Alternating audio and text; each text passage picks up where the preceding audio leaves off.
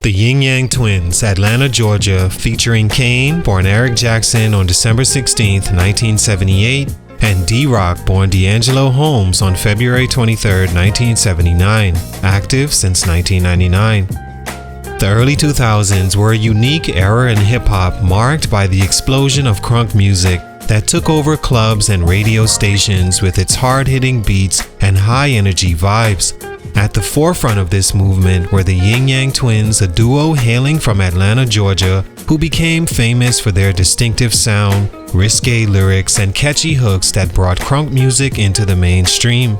Composed of D-Roc, D'Angelo Holmes, and Kaine, Eric Jackson, the Twins were known for their unmistakable chemistry and ability to turn any party into an unforgettable experience. Their style, a blend of Southern hip-hop with elements of chant, call and response, and infectious, often explicit humor, set them apart in the burgeoning Atlanta hip-hop scene. The Ying Yang Twins first gained national attention with their single Whistle While You Twerk, a song that quickly became a club and strip club anthem in the South. It was a wild and energetic track that perfectly captured the vibe of the crunk scene and set the stage for the Twins' future success. However, it wasn't until they linked up with producer Lil Jon that they reached superstardom. Together, they created tracks like Get Low and Salt Shaker, songs that became representative of the crunk movement and cemented their status as hip-hop royalty. Their unique sound and bold lyrics became a defining part of the early 2000s hip-hop landscape. Tracks like Salt Shaker, Wait, aka The Whisper Song, and Bad showcased their distinctive style and introduced audiences worldwide to a new flavor of Southern rap. While their music was frequently criticized for its explicit content, the Ying Yang Twins understood their audience and consistently delivered high-energy, addictive tracks that resonated with partygoers and music fans alike. However, as with many artists who rise quickly, sustaining that level of success proved to be a challenge. The Ying Yang Twins' popularity began to wane as crunk music itself started to lose its foothold in the hip-hop world. The evolution of hip-hop toward other subgenres like trap and the influence of changing industry dynamics made it difficult for the duo to maintain the same relevance they once enjoyed. Despite their efforts to stay in the game, their mainstream presence faded and the music industry largely moved on from their sound.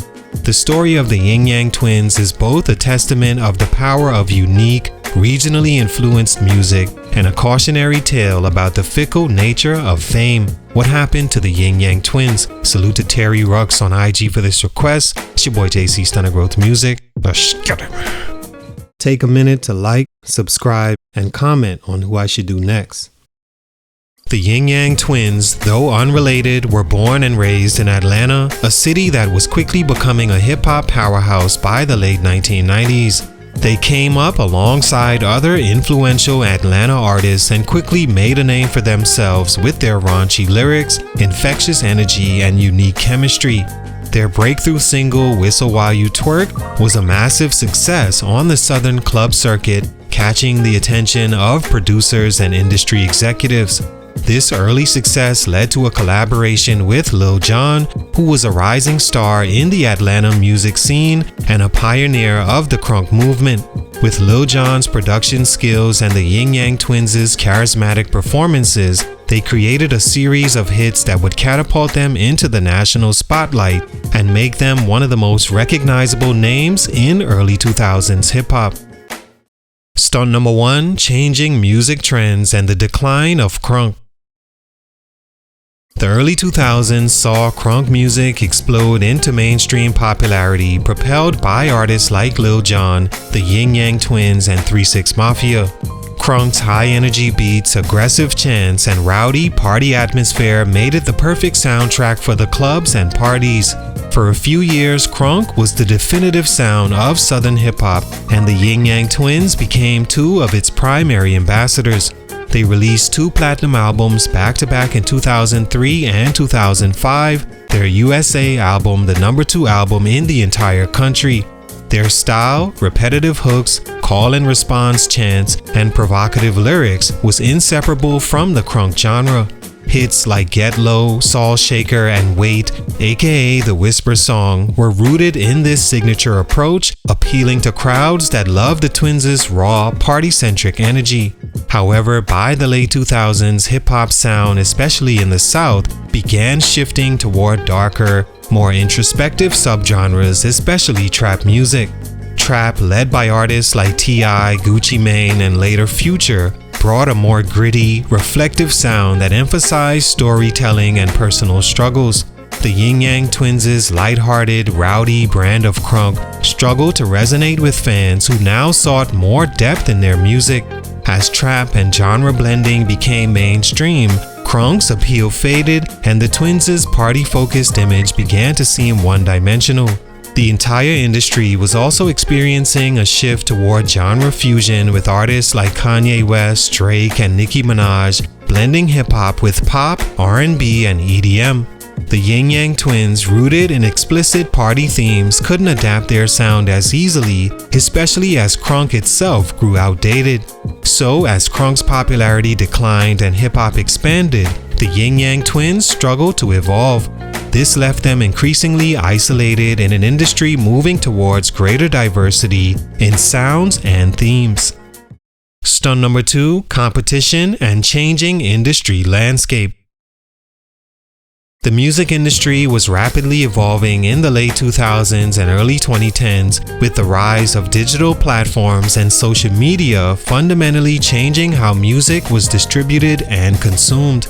New artists were emerging from all corners of the globe, and the barriers to entry were lower than ever.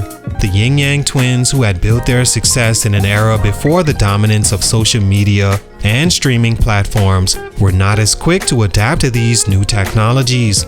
This slowed their ability to reach audiences in the ways that emerging artists were able to leverage. Additionally, the rise of independent artists and the shift toward streaming platforms introduced competition from artists who were able to produce and distribute their music at a fraction of the cost required in the Twins' early days. New stars were emerging in hip-hop who had a fresh sound and were more in tune with modern audiences. With the music landscape being more competitive than ever, artists who couldn't keep up with the changing ways of promoting and producing music risked being left behind. Furthermore, their image and lyrical style, heavily centered on explicit party themes, began to seem outdated as the hip-hop themes broadened. Artists like Kanye West, Kendrick Lamar, and J. Cole brought more introspective and socially conscious lyrics into mainstream hip-hop, and audiences became more receptive to these messages. The Ying Yang Twins' party-centric, carefree lyrics, while still appealing to their core fans, weren't as resonant in a scene that was moving toward more diverse and sophisticated storytelling. They released an album in 2006 and 2009, but by then their appeal had obviously been overshadowed, with none of those albums moving much on the charts, the latter missing the charts altogether. They had a solid early decade run, but by the end of the 2010s it was pretty much over for the Ying Yang show. Stunt number 3, personal challenges and lack of innovation. Another major factor in the Ying Yang Twins' decline was the personal and creative challenges they faced as artists. After achieving mainstream success, many artists struggle with staying creative and finding new inspiration while balancing the demands of fame. For the Ying Yang Twins, their lyrics and sound were closely tied to a specific era, and as time went on, their music didn't exhibit the same evolution as some of their peers. Fans who once loved their music eventually craved something new, and the Twins struggled to reinvent themselves in a way that felt authentic. Additionally, personal issues and legal challenges affected the Twins' ability to fully focus on their careers. Like many artists who experience sudden fame, they face difficulties of adjusting to the spotlight and the pressure of maintaining success. Reports of financial troubles and label disputes over the years further complicated their careers, limiting their ability to make music and perform. Without the support of a strong team or label to guide them, their career took several hits that impacted their ability to make a comeback. The Ying Yang Twins' brand, which was heavily tied to their raunchy and explicit image, proved to be both a blessing and a curse. While it was perfect for their initial rise, it also limited their ability to expand creatively and reach new audiences as taste shifted. Instead of branching out and exploring new themes or sounds, they often doubled down on what had worked in the past.